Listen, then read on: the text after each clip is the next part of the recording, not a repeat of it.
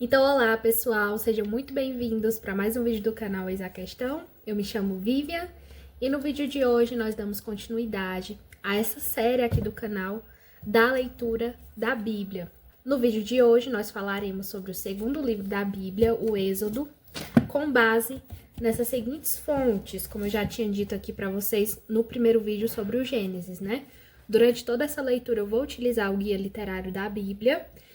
E também sempre vou escolher, quando for possível, algum livro de apoio que tenha alguma leitura, que seja de leitura fácil, né, simplificada, que possa ajudar na compreensão desse livro específico da Bíblia, de preferência, né, alguma leitura de apoio que seja mais na vertente da Igreja Católica, porque é a doutrina que eu estou atualmente interessada em conhecer um pouco mais. Então, a leitura de apoio do livro do Êxodo que eu escolhi foi o livro do Êxodo do Scott Hahn e do Kurt Smith, que também foi o que eu escolhi para a leitura do Gênesis, que está um conjunto, né, uma coleção de cadernos de estudo, inclusive recomendo bastante para vocês, e que auxilia bastante, né, a você compreender a Bíblia, tendo como base, né, os entendimentos da Igreja Católica.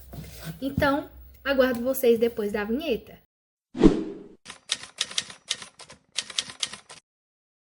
Então, pessoal, eu fiz a leitura aqui do livro do Êxodo na Bíblia Pastoral, certo?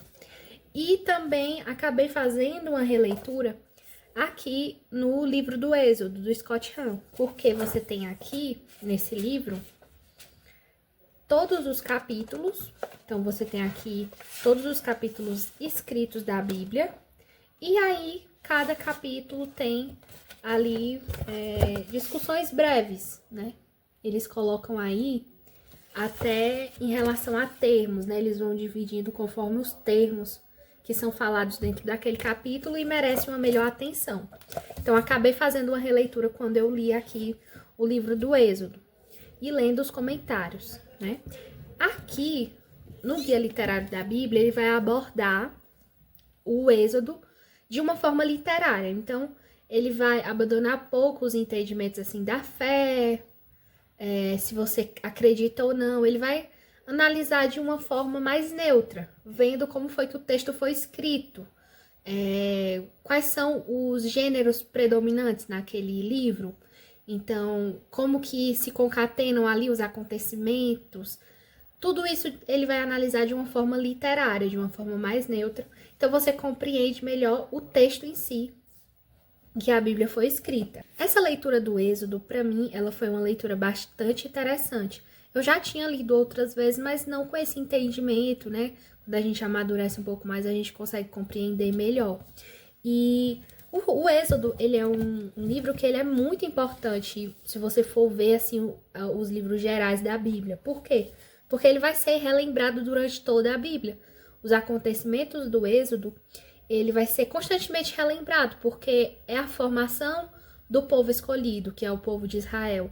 E esse povo, ele vai estar sempre relembrando, né, como foi esse surgimento, quais são as suas bases, os seus princípios.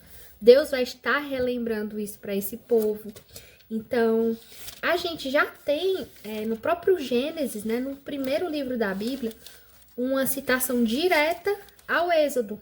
Aqui em Gênesis, capítulo 15, versículo 13, nós temos o seguinte: E disse a Abrão, Deus disse a Abrão, saiba com certeza que seus descendentes viverão como migrantes numa terra que não é a deles. Nessa terra ficarão como escravos e serão oprimidos durante 400 anos, mas eu vou julgar a nação a qual eles vão servir. Eles sairão de lá com muitos bens. Quanto a você, irá reunir-se em paz com seus pais e será sepultado após uma velhice feliz. É na 4ª geração que eles voltarão para cá, porque até lá o crime dos amorreus terá chegado ao extremo. Então, já no livro de Gênesis, nós temos essa profecia que vai se concretizar no Êxodo. No Gênesis, nós também temos uma profecia, né, uma palavra que vai nos antecipar o que vai acontecer no Êxodo, também no capítulo 50. Capítulo 50, do versículo 24. em que ele vai dizer o seguinte: por fim, José disse aos seus irmãos: estou para morrer, mas Deus certamente cuidará de vocês e os fará subir daqui para a terra que ele jurou dar a Abraão, Isaque e Jacó. Então, José, ele também dá essa profecia, né? Porque existia a promessa de Deus de que eles herdariam ali uma terra, a terra que foi prometida para Abraão, Isaque e Jacó. Eles estavam vivendo em terra estrangeira, assim como Deus falou para Abraão que eles viveriam, e eles sabiam que em um determinado momento eles seriam tirados ali daquela terra para a terra prometida. Porém, como a gente acompanhou na história do Gênesis, como foi que os hebreus eles chegaram ali na terra do Egito, né? Justamente por meio de Moisés. Então, o mundo ali, aquela região, se não o mundo, mas aquela região do Oriente Médio, eles estavam passando por uma grande fome, um período de grande escassez. E eles são levados ao Egito, porque ali no Egito existia estoques de comida, graças à interpretação que José fez dos sonhos do faraó. Então, José acaba recebendo seus familiares, tem toda aquela história que a gente conversou no Gênesis, inclusive vou deixar o link na descrição desse vídeo. E a partir daí nós vamos ter o início, digamos assim, de Israel, porque vão ser formadas as tribos de Israel a partir ali dos filhos de Jacó. Então, as tribos de Israel, elas vão se fixar ali no Egito. No início, a gente vê que a convivência ela é pacífica, porque o faraó que estava ali no poder, ele admirava, ele gostava de José pelo que ele tinha feito pelo Egito, e ele acabou recebendo seus familiares de forma pacífica e muito amistosa.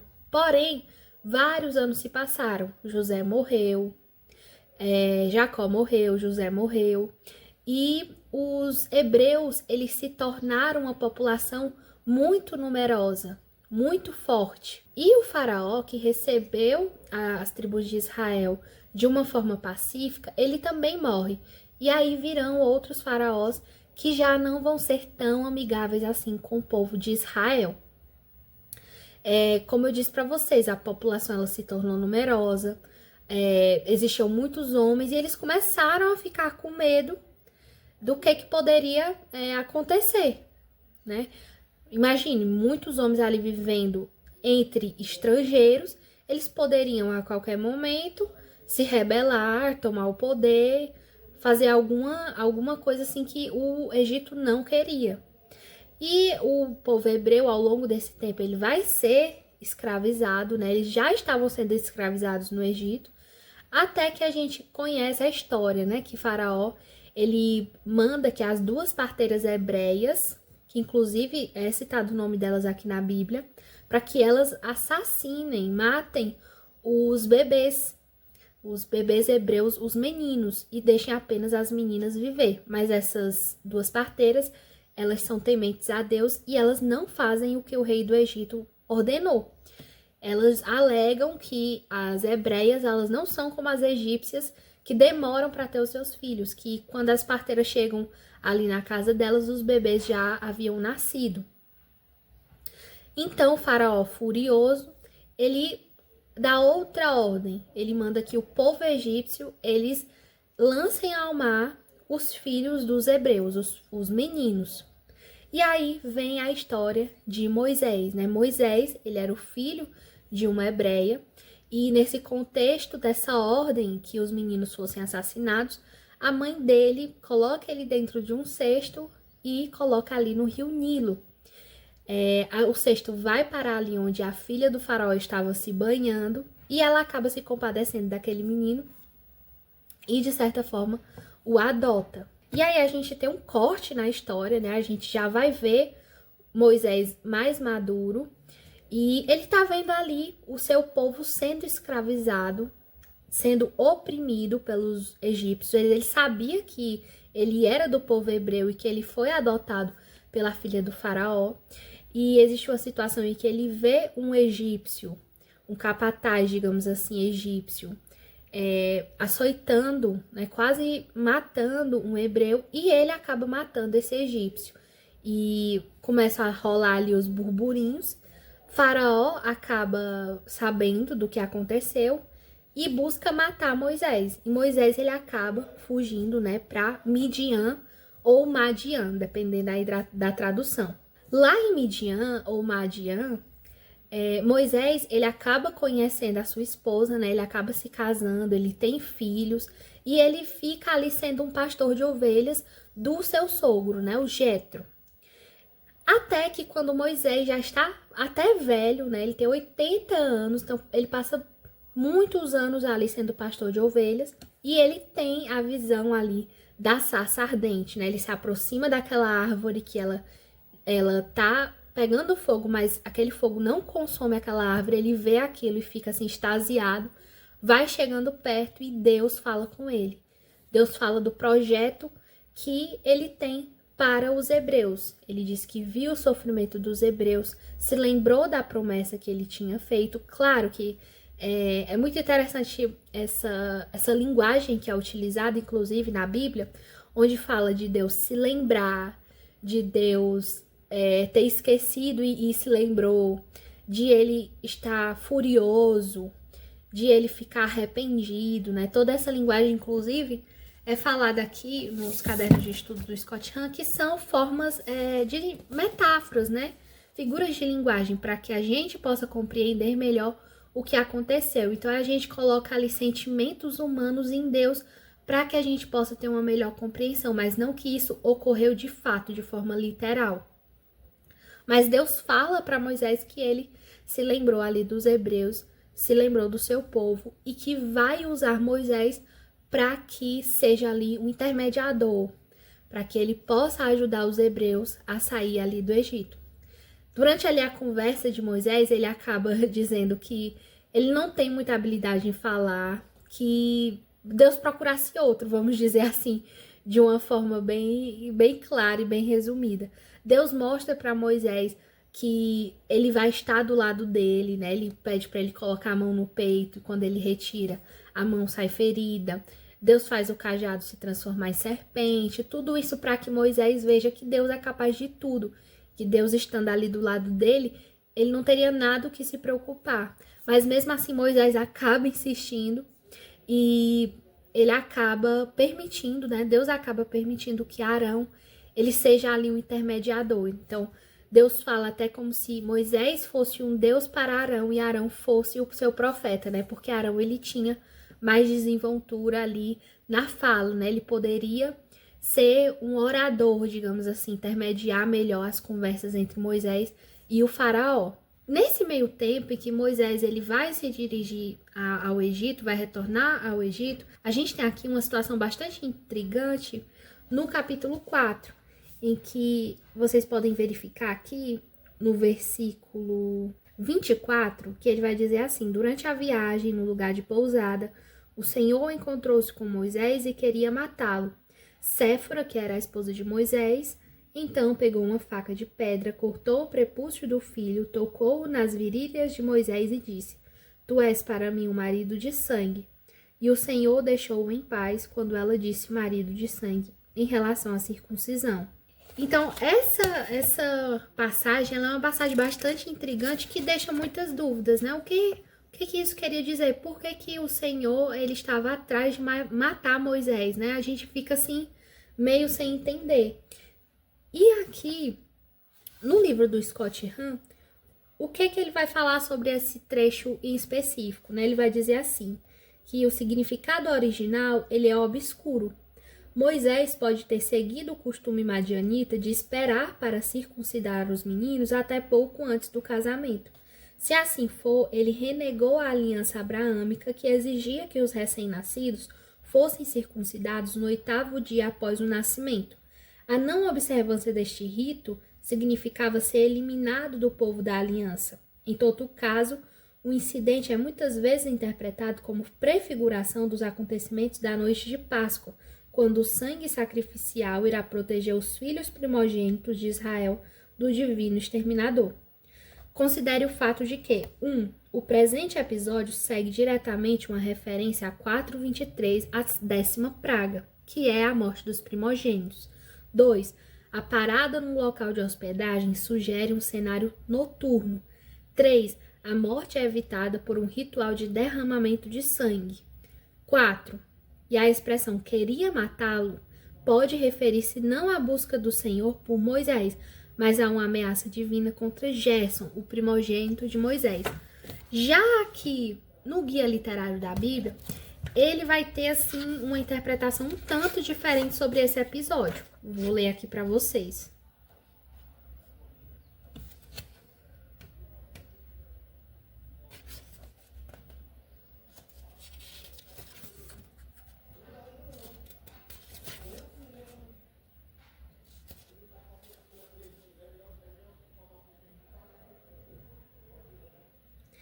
Ele vai dizer o seguinte: dentro do contexto normativo da Páscoa e da refeição da Páscoa, o ritual da circuncisão também reaparece, instituído no Gênesis 17, como condição indispensável para a manutenção da aliança.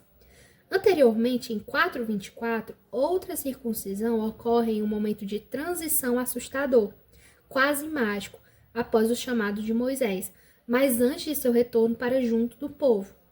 Apenas a interferência rápida e resoluta de sua esposa salva Moisés para Israel e o futuro. Ela transforma a circuncisão literal de seu filho na circuncisão simbólica de Moisés, que assim é salvo de um ataque demoníaco. O ataque vem do próprio Deus, que nos capítulos 3 e 4 está visivelmente exasperado pelas objeções e hesitações de seu servidor.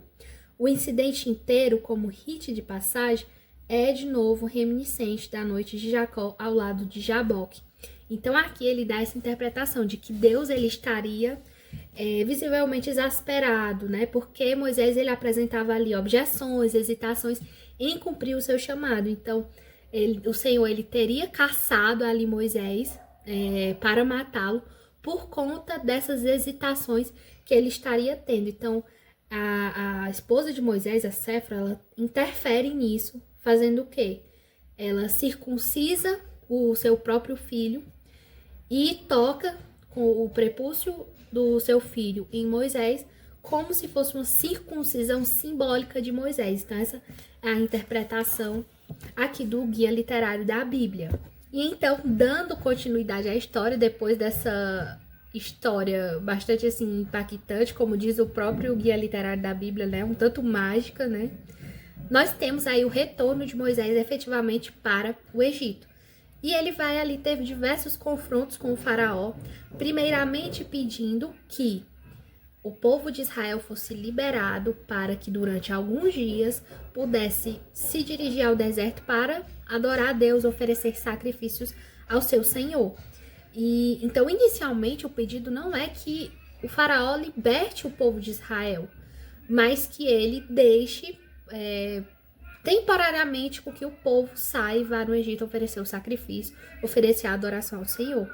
Posteriormente, a gente vai ver que o que é conseguido é a libertação, porque o faraó ele endurece o coração, e isso está dentro sim do plano divino, porque Deus pretendia que o seu nome ele fosse ali honrado, admirado, espalhado por toda a terra do Egito e por toda a região ali, por toda a humanidade, que as pessoas soubessem as maravilhas que Deus fez ali no Egito para libertar o seu povo, né? Então, inicialmente o que era apenas um pedido de saída temporária, ele acaba virando realmente a libertação do povo por conta das pragas que Deus vai lançar ali no Egito para que o seu povo seja liberto. E aqui no caderno de estudo do Scott Hahn, eu tenho aqui esse quadro bem legal que eles colocaram em relação às pragas do Egito, né? Então, nós temos aqui ele falando o seguinte, que as pragas, elas formam um dramático prelúdio para a libertação de Israel da escravidão. Por 10 vezes, lemos como o Senhor castiga a terra do Egito com grandes atos de julgamento, trazendo morte e destruição. O que não é tão óbvio é que Deus esteja igualmente condenando os deuses do Egito. Então, como todos nós sabemos, o Egito ele possuía vários deuses, né? E de certa forma, com essas pragas, existe uma interpretação, existe uma teoria que é como se Deus estivesse ali com cada praga destruindo um desses deuses, né? E ele vai colocar aqui que as 10 pragas, elas podem estar relacionadas diretamente a um deus específico do Egito. Como, por exemplo, a primeira praga, que foi o Nilo em sangue, né? Ele afeta diretamente a divindade egípcia chamada Api, que era o deus das enchentes do Nilo. Já a segunda praga, que é a praga das rãs, nós temos aqui uma divindade egípcia também sendo confrontada, que é Hecate, que era a deusa representada como uma rã. A terceira praga, que são os mosquitos, não existe uma divindade específica, né, que fosse representada como um mosquito ou algo assim. Então aqui ele não coloca uma divindade definida.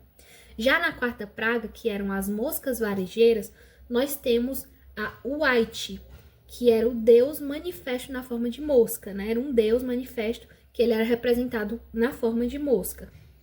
A quinta praga, que foi a peste dos animais, afeta a divindade Apis, o deus touro, e também Hathor, a deusa vaca. A sexta praga, que foi a praga dos tumores, afeta a divindade Sekhmet, deusa do controle de doenças. A sétima praga, que foi a praga de granizos lançados do céu, afeta a divindade Nut, que era a deusa do céu. A oitava praga, que foi a praga dos gafanhotos, afeta a divindade Serápia, deus exterminador das pragas. A nona praga, que foi a praga das trevas, né, uma escuridão tremenda que as pessoas não conseguiam ver a um palmo de distância o que tinha ali na sua frente, afeta diretamente os deuses Ra, Atem e Atum, que eram os deuses da luz e do sol. Já a décima praga, que foi ali a praga mais importante, a que mais é dado, inclusive, capítulos, né? A maior parte do texto do Êxodo que fala das pragas se concentra aqui na décima praga, que foi a morte dos primogênitos. A divindade egípcia, que ela é afetada com a morte dos primogênitos, é Osíris, deus da vida e padroeiro do faraó, porque, inclusive, o filho primogênito do faraó morreu devido a essa praga. Lembrando que nessa praga, Deus fez uma separação, fez a diferença entre o povo egípcio e os hebreus. Os hebreus, eles tiveram que fazer ali um ritual, né, de sacrifício, eles sacrificaram cordeiros e eles tinham ali que untar as bordas ali das portas, né, de cada uma das casas com o sangue desse cordeiro, para que quando o exterminador divino, né, o Deus, vamos dizer assim, o anjo da morte, fosse matar os primogênitos, ele visse ali que as casas estavam marcadas e que ali era uma pessoa do povo hebreu e que ele não deveria ali entrar naquela casa e exterminar os seus primogênitos. E esse ritual, ele vai dar origem à Páscoa, né? A Páscoa, ela vai representar o livramento dos hebreus da morte dos primogênitos. Então, as pessoas os hebreus, eles untaram ali as portas e eles ficaram ali à noite, durante aquela noite de morte, se alimentando, inclusive, daquele cordeiro. E eles não poderiam, inclusive, deixar para o outro dia, né? O que restasse, eles tinham que queimar. Esse ritual, ele deveria ser repetido, ele ficou ali como parte da aliança, parte ali das regras da aliança, que esse ritual ele fosse repetido todos os anos, para que os hebreus eles se lembrassem do dia que Deus livrou Israel do jugo dos egípcios, porque foi através dessa décima praga que o povo hebreu foi liberto das mãos do Egito. E quando os egípcios eles veem tudo o que aconteceu, seus primogênitos todos mortos, na Bíblia diz que houve um grande clamor, foi uma noite de muito choro, muito clamor ali no Egito. Então eles dizem, por favor, hebreus, saiam daqui, nós não queremos mais saber de vocês, podem sair daqui. E os hebreus, eles saem fugidos, né? Inclusive, é uma representação que também vai entrar, de certa forma, em um ritual que seria as festas dos pães ázimos, né? Porque Deus pede que, durante essas festas, os pães eles não tenham fermento, para eles lembrarem que eles saíram do Egito fugidos. Então, eles não tiveram tempo ali de deixar o fermento agir, então eles comeram ali os pães sem fermento. Então, isso originou ali a festa dos pães ázimos. Então, os hebreus, eles saem fugidos do Egito, mas eles também levam diversos despojos, né? Porque Deus, ele já tinha dito isso lá em Gênesis, conforme eu disse para vocês, que eles iriam sair com despojos dos egípcios, com bens dos egípcios. E isso, como é que eles conseguem isso, né? Através ali que eles foram ganhando a amizade, o carinho, de certa forma, dos egípcios. Então, quando eles vão sair fugidos ali do Egito, eles acabam pedindo ali para as pessoas que eles são mais próximos que eles dessem o que eles pudessem, né? Então, eles acabam ganhando pulseiras, joias, tecidos de grande valor. Então, eles saem realmente com diversos bens valiosos ali do Egito. É dessa forma que acontece esse despojamento ali dos egípcios. Porém, como nem tudo são flores, né? Quando o povo egípcio ele acha que está ali liberto, eles estão ali próximo de uma parte ali do Mar Vermelho, eles veem ali todo o exército do faraó indo atrás deles, querendo pegar eles de volta para retornarem para o Egito. E aí acontece um dos maiores milagres da Bíblia, né? Em que Deus ele divide ali o Mar Vermelho para que o povo hebreu passe ali em terra seca por meio ali do Mar Vermelho, e os egípcios que vão ali atrás em busca de pegar o povo hebreu acaba sendo afogado quando Deus ele lança as águas de volta e sobre inclusive os egípcios. Aí aqui finaliza, digamos, a primeira parte do Êxodo, que é a parte que a gente poderia chamar de a libertação. A segunda parte a gente chama de aliança, né? É ali onde o povo ele vai ser... É ali onde Deus vai se apresentar mais diretamente, mais intimamente para o povo hebreu. O povo hebreu, eles vão caminhar durante vários dias, eles vão chegar no Monte Horebe, ou Monte Sinai. Deus vai se revelar ali para os hebreus. É onde a gente vai ter ali a aliança sendo feita com Deus, Deus, ele chamando aquele povo para ser um povo separado para ele, né? Um povo especial para Deus. E nós vamos ter os 10 mandamentos, nós vamos ter várias leis da aliança sendo dada para os judeus, né? Então, por isso que a gente chama de essa segunda parte de a parte da aliança. Só que o povo hebreu, ele não se revela um povo muito pacífico, um povo muito fiel e, assim, um povo que não tem muita fé. Por quê? Porque durante essa caminhada, essa longa caminhada pelo deserto, o povo hebreu ele acaba muitas vezes se mostrando um povo muito ingrato com Deus, porque quando se aparecia ali uma dificuldade, eles já diziam que queriam retornar para o Egito, que Moisés tirou eles do Egito para morrerem ali de fome, de sede, e que era melhor eles estarem no Egito, que lá pelo menos eles tinham assim um colchão velho para dormir, vamos dizer assim.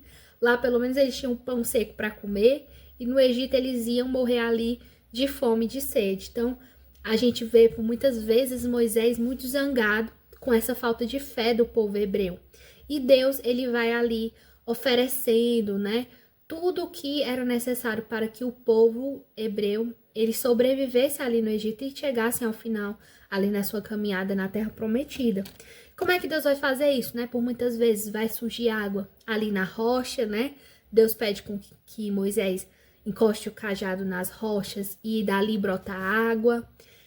É através do maná, que foi um alimento que Deus forneceu para o povo durante a caminhada de tantos anos no deserto. Então, todas as manhãs o povo acordava e tinha ali o seu alimento, que eles deveriam colher ali, que era o maná. E é durante esse período em que o povo está acampado no Monte Sinai que Deus vai falar a sua aliança de forma oral, né? Então, o povo via nuvem descendo e Deus, ele falava para todos escutarem, né, os termos da sua aliança. Ele falava que se eles obedecessem aquelas leis que Deus estava propondo, eles seriam o povo escolhido, eles seriam o povo separado, um povo especial para Deus. E, inicialmente, essa aliança, né, essas regras que Deus queria propor, seria simplesmente os 10 mandamentos, né, que é o que a gente conhece. Então, primeiramente, os 10 mandamentos, eles são falados, né, oralmente pelo próprio Deus para o povo. O povo, ele fica ali um pouco com medo de escutar a voz de Deus, temerosos, né, de que pudesse acontecer alguma coisa. E é aí onde Moisés vai entrar como intermediador. Então, a partir daí, Deus ele não fala diretamente com o povo, mas sim através de Moisés, que sobe ali o Monte Sinai para conversar com Deus. E depois que Deus já falou ali os seus termos, né, os seus 10 mandamentos para aquela aliança, Moisés ele sobe no Monte Sinai e é ali onde Deus vai reafirmar aqueles termos e vai escrever ali nas 2 tábuas, né, dos 10 mandamentos. Porém, enquanto Moisés está ali durante 40 dias no Monte Sinai, ele sobe ali, inclusive com Josué, infelizmente o povo ele se mostra mais uma vez infiel, vendo ali a demora de Moisés, que não volta, que não retorna, pensam que ele já morreu e começam ali a pressionar Arão, o irmão de Moisés, para que lhes forneça um novo Deus, né? Para que eles façam uma imagem que represente ali o novo Deus para o povo, para eles não ficarem ali abandonados, digamos assim, por conta da morte de Moisés. Então Deus, naquele momento, ele está inclusive propondo novas leis para Moisés. Ele está falando que eles têm que construir o tabernáculo, ele dá inúmeras descrições desse tabernáculo. Inclusive, eu vou deixar aqui para vocês, porque essa última parte do Êxodo, ela é muito legislativa, né? A gente tem no Êxodo isso. É uma linguagem narrativa com uma linguagem também legislativa. E durante esses dias que Moisés está ali no Monte Sinai, Deus vai repassando informações muito detalhadas de como é que tem que ser o tabernáculo, como é que deve ser as vestes do sacerdote. Então, eu vou deixar aqui, a partir de agora, um vídeo que vocês vão ver como seria o tabernáculo, né? Como era o tabernáculo que Deus solicitou, né? Pediu que fosse feito. Eu achei bastante interessante, quando eu estava lendo a Bíblia, eu parei, porque eu queria visualizar como é que seria esse tabernáculo, né? Porque a gente lendo ali, fica tentando imaginar, mas às vezes até se perde. Então, eu achei bastante interessante esse vídeo que eu achei no YouTube, eu vou colocar aqui para vocês. Também vou colocar, logo em seguida, um vídeo de como era a veste do sacerdote, né? Do sumo sacerdote, que era Arão, e dos sacerdotes que são os filhos, né? Que eram os filhos de Arão, da tribo de Levi. Nesse meio tempo, como eu tô falando para vocês, Moisés estava lá no Monte Sinai e Deus estava repassando para ele as tábuas dos 10 mandamentos e já falando sobre essa construção do tabernáculo e das vestes do sacerdote. Então, ele vai impor ali muitas leis e também muitos rituais a serem feitos. Por que que isso é importante? Eu vou explicar logo após para vocês, assim que vocês assistirem a esses vídeos.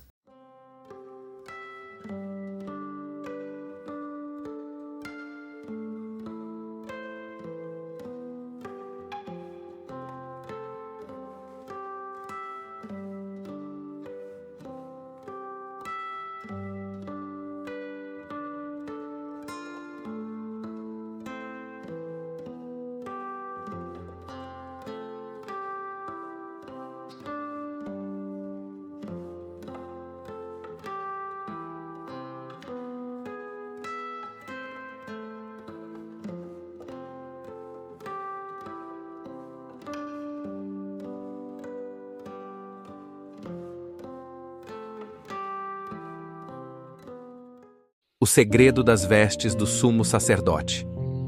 No coração do Mishkan havia um homem com vestes que refletiam o céu. Ele era o Kohen Gadol, o sumo sacerdote. A túnica de linho fino, pureza, um lembrete que o serviço a Hashem começa pela santidade. O manto azul, com sinos e romãs, para que o som fosse ouvido quando ele entrasse no lugar santo, voz e presença diante do Eterno. Peitoral com 12 pedras preciosas sobre o coração, cada tribo representada. O líder carrega seu povo diante de Duz. Nar, na testa, uma lâmina de ouro gravada. Kodesh Lashem, santidade ao Senhor. O sagrado começa na mente. Cada vestimenta era mitzvah, cada detalhe, um segredo. O sumo sacerdote não era só um homem. Era símbolo vivo da conexão entre o céu e a terra. Moisés, ele recebe essas ordens de Deus, ele desce ali do Monte Sinai, e o que ele encontra quando ele desce ali do Monte Sinai? o povo adorando o bezerro de ouro feito por Arão. O Arão, que seria o sumo sacerdote, faz aquele bezerro de ouro. E Moisés, quando vê aquilo, quando vê aquela adoração, aquela idolatria, ele se revolta, derruba as tábuas dos 10 mandamentos, que foi escrita pelo próprio Deus, né? O próprio Deus, ele escreveu nas tábuas. E ele fica revoltado. Como é que o povo em 40 dias já fizeram aquela idolatria, já esqueceram do Deus que eles fizeram, tinham feito a aliança? E é muito interessante pensar nisso, por quê? Porque Deus, ele já sabia o que estava acontecendo, né? Ele se revolta, ele fala com Moisés, ele diz que vai destruir o povo, né? Mas Deus já sabia de tudo que estava acontecendo. Deus queria fazer com que Moisés, ele apelasse, né? Ele fosse ali uma espécie de intermediador, de intercessor, para que Deus não atingisse ali, não se enfurecesse, não matasse todo o povo. Mas Deus já sabia, tanto é que quando Moisés ainda estava lá no Monte Sinai, Deus já havia repassado para ele inúmeras novas leis, inúmeros rituais. Então, a gente vê que essa aliança, ela se torna mais pesada, justamente porque Deus vê que o povo é muito fraco ainda. O povo, ele ainda tem muita propensão ali para se tornar idólatra. Então, quando Deus, ele pede que o povo, ele construa um tabernáculo, que ele dá inúmeras regras ali, como é que vai ser o tabernáculo, os rituais que devem ser feitos, as festas anuais, as vestes do sumo sacerdote, as vestes dos sacerdotes, tudo isso é uma forma que Deus usa, né, um instrumento de Deus para afastar o povo da idolatria, para que o povo ele focasse ali no Deus verdadeiro e esquecesse esses outros deuses, que eles pudessem ali ter o foco somente no Senhor, no Deus verdadeiro. E isso é interessante, né? Porque inicialmente, quando Deus ele propõe a aliança ali para o povo hebreu, oralmente, essa aliança, os termos dela seriam somente os 10 mandamentos, né? Era uma carga mais leve, era um peso mais leve. Mas quando o povo ele se mostra idólatra, desobediente, infiel, ao fazer esse bezerro de ouro, acaba sim tendo o endurecimento dessa aliança, né, das leis, dessas regras da aliança. Mas não é somente o endurecimento dessas leis da aliança que ocorre, como também uma forma de punição aos hebreus, né, que se tornaram idólatras. Também existe a situação de que Moisés destrói ali o bezerro de ouro, mistura com água e faz os hebreus beberem. E também uma situação que ela é bastante até chocante, né? Quando eu li na Bíblia, eu já tinha lido o Êxodo, mas eu não tinha prestado atenção. Mas quando eu li dessa vez, eu inclusive me choquei um pouco com o que aconteceu, né? Depois dessa situação do bezerro de ouro, quando Deus ainda estava ali demonstrando fúria para com o povo, Moisés, ele chama ali as pessoas que realmente querem, que acreditam em Deus e estão ali do lado de Deus. Apenas ali os levitas, né, os membros ali da tribo de Levi, eles se apresentam. E esses membros da tribo, eles são ali incumbidos de acabar com os idólatras que estavam ali durante essa adoração ao bezerro. Então, o que se conta na Bíblia é que os levitas, eles mataram aproximadamente 3.000 hebreus, né? Então, os levitas, a partir daí, inclusive, eles vão se tornar ali uma tribo sacerdotal. Aqui, né, no caderno do Gênesis, aqui no caderno do Êxodo, do Scott Hahn, ele inclusive fala sobre isso, né? Que inicialmente, Deus ele tinha um plano de que os hebreus como um todo, todas as tribos fossem um povo sacerdotal. Então, os hebreus, eles seriam um povo sacerdotal, mas devido a essa idolatria do bezerro de ouro, apenas a tribo de Levi vai ter esse dom, vai ter esse chamado para ser sacerdotal. Então, ocorre a morte de 3.000 hebreus que estavam ali diretamente envolvidos com a idolatria do bezerro de ouro.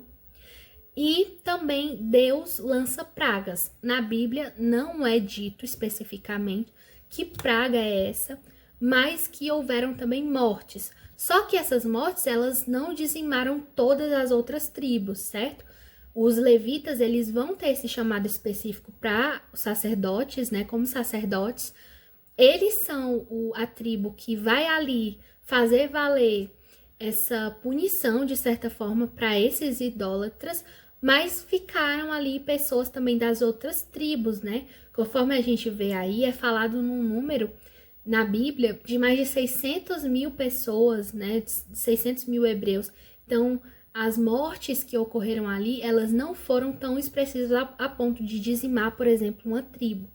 Então, a gente ainda permanece com todas as tribos de Israel, mas, de certa forma, é feito ali um filtro, né?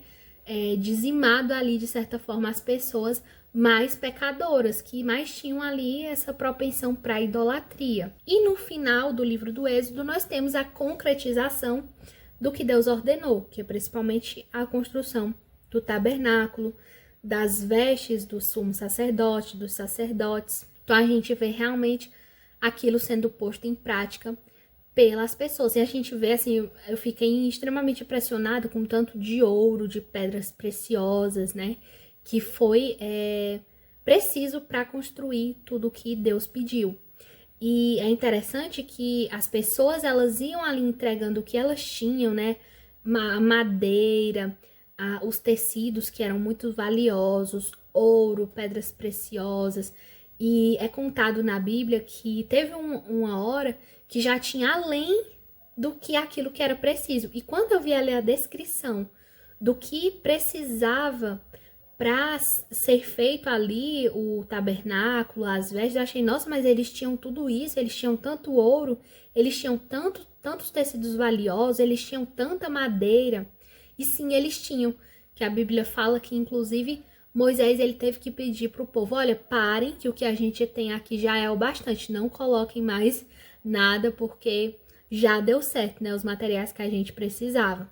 Isso me chocou bastante. Então, eles saíram ali realmente com muitos despojos dos egípcios. Então, é isso, né? Por fim, a gente termina vendo aí essa construção do tabernáculo e vamos ver aí quais serão as cenas dos próximos capítulos, né? No próximo livro da Bíblia. E eu espero que vocês tenham gostado. Espero que com esse vídeo acenda o desejo de você de também começar esse projeto de leitura da Bíblia. Como eu disse para vocês no primeiro vídeo, né? Esse é um projeto não só para você que é cristão ou tem fé ou não, mas se você tem interesse em filosofia, se você tem interesse em literatura, principalmente a literatura clássica, com certeza você precisa ter ali o conhecimento do que é falado na Bíblia para entender de fato o que os autores, o que os filósofos, do que eles estão falando, do que eles estão discutindo. A Bíblia, para mim, é o maior dos livros clássicos. Então, se você tem interesse em literatura clássica, com certeza você deve ler a Bíblia. Então é isso, espero que vocês tenham gostado mais uma vez. Não esqueçam de comentar, de compartilhar, de contribuir de alguma forma com o canal. E se você faz curtindo, comentando, se inscrevendo, tudo isso ajuda que o vídeo ele seja disseminado aí para mais pessoas. Então é isso, tchau, tchau e até o próximo vídeo.